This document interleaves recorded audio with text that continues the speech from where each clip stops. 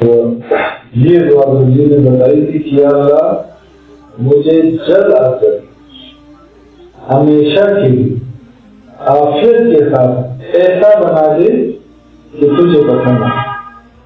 اور یا اللہ مجھے جلد از جلد عافیت کے ساتھ ہمیشہ کے لیے ایسا بنا دے کہ تجھے پسند آئے.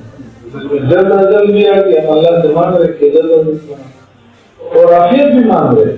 بعض لوگ کہتے ہیں کہ سچ ہی زیادہ دعا پیش اس پہ چیز اچھی دعا ہے لیکن اسے تھوڑا سا اضافہ بھی کرنا چاہیے. یا اللہ کم کی خیر اور عافیت کی اگر آفیت یعنی جس میں خیر بھی اور عافیت بھی.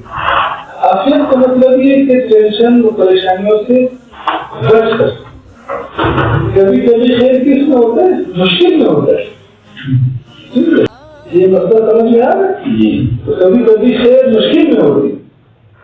اللہ پاک انسان پہ مشکل لے آتا ہے وہ سمجھتا ہے یار یہ کیا مشکل ہے لیکن وہ اس کے لیے کیا ہوتا ہے؟ خیر ہوتا ہے. لیکن جب آپ عافیت مانگیں گے تو اللہ پاک انشاءاللہ خیر بھی دیں گے اور آسانی بھی دیں گے انشاءاللہ. ایک دلی دعا. دوسری دعا حضرت نے سکھائی یا اللہ مجھے اپنے رنگ میں رنگ دے.